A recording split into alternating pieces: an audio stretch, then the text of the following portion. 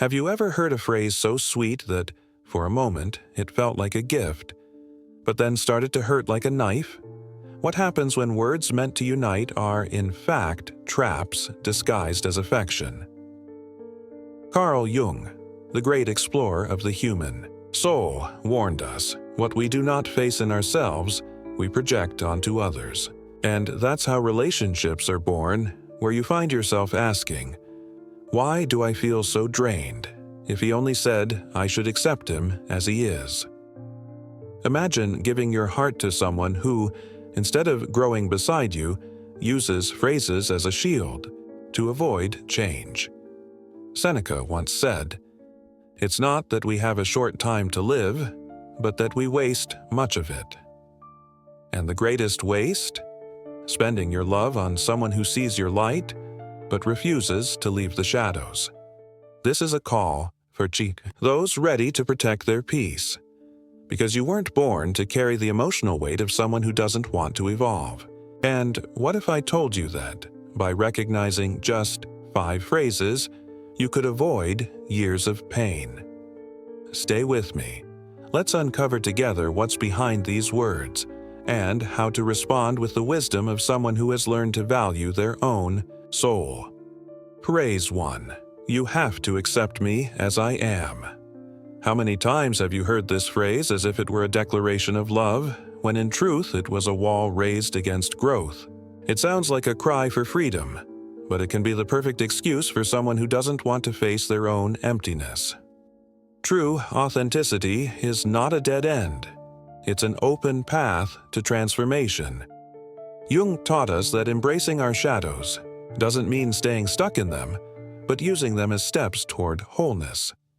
When someone keeps saying, "Accept me as I am," while hurting you, they're not being honest. They're being comfortable. Think of a gardener who insists on watering only the weeds but refuses to prune what's choking the flowers. Love isn't about tolerating what harms. It's about cultivating together what uplifts. Marcus Aurelius wrote that the perfection of character lies in movement, not in stagnation disguised as truth.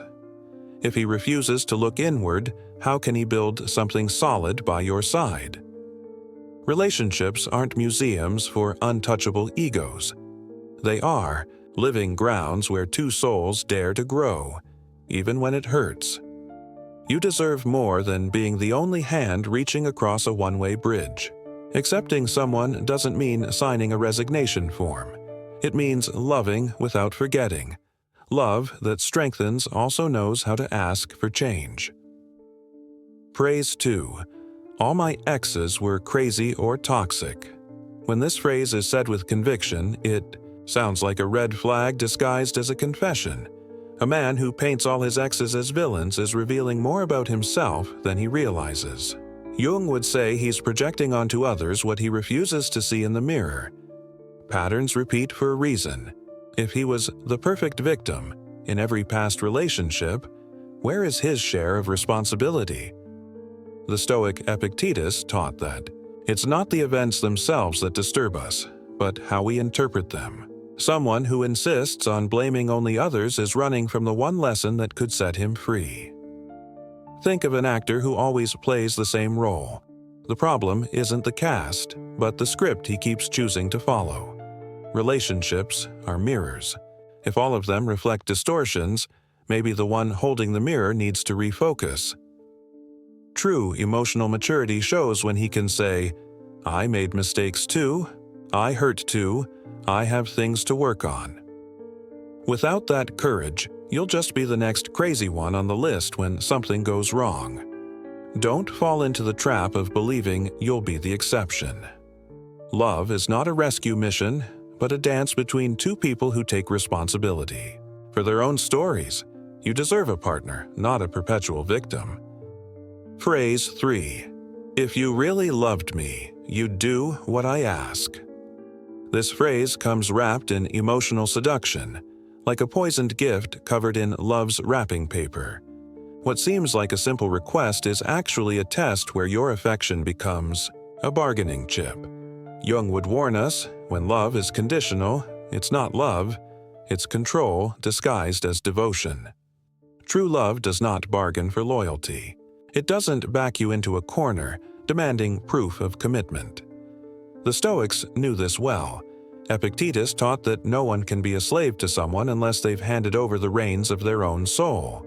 When he says, "Do this out of love," what he really means is, give up your freedom out of fear. Imagine a bird that says it loves the sky but demands that the other stop flapping its wings. Love that imprisons doesn't fly. It only drags you down to the ground of its insecurities. Every forced yes is a piece of your flight you give away without noticing. And when you start to question it, comes the final blow. You've changed. Of course you have. True love doesn't fear your evolution. It celebrates every new direction you discover. Don't confuse love with emotional debt. Genuine affection doesn't need guarantees written in sacrifice. It simply exists. Without blackmail, without ultimatums, without the bitter taste that you're paying to be loved. Praise for. You're not enough for me. These 5 words can shatter the ground beneath your feet, turning your worth to dust. But wait. Before you swallow this verdict, understand this. When someone measures your value and finds you lacking, they are revealing their own inability to receive love, not your supposed flaw. Jung showed us that we project onto others what we haven't resolved in ourselves.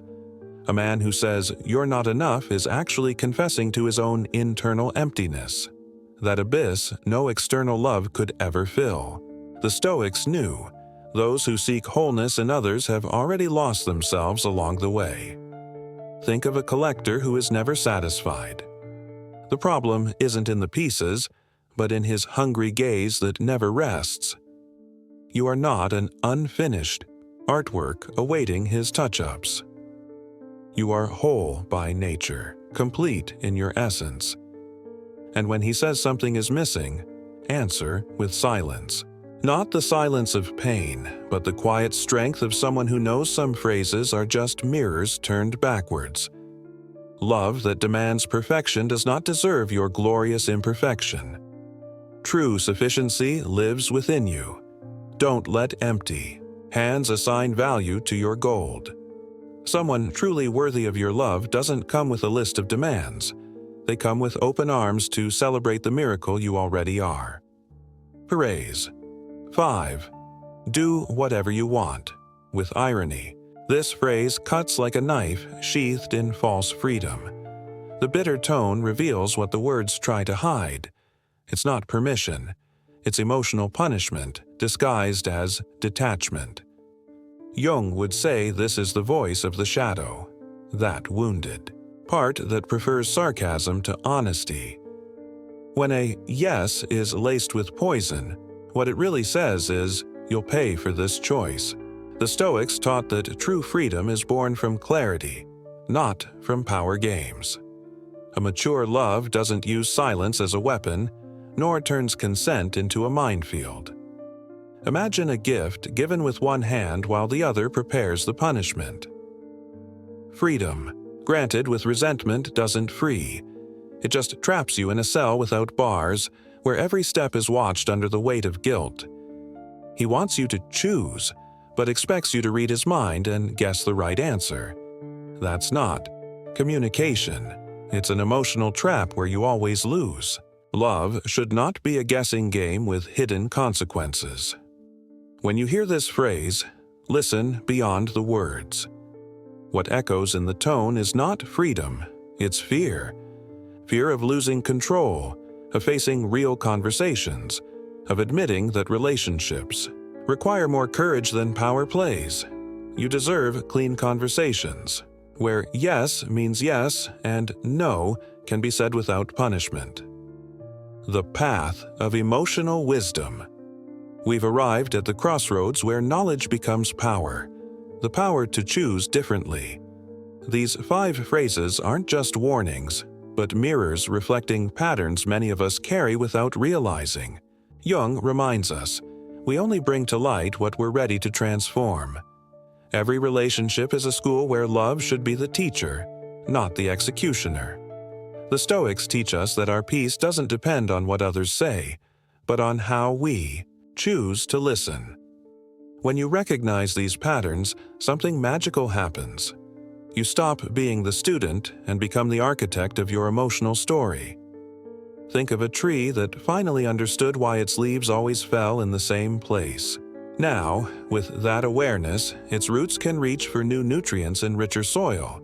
You're not just avoiding pain, you're cultivating a new way of being in relationships.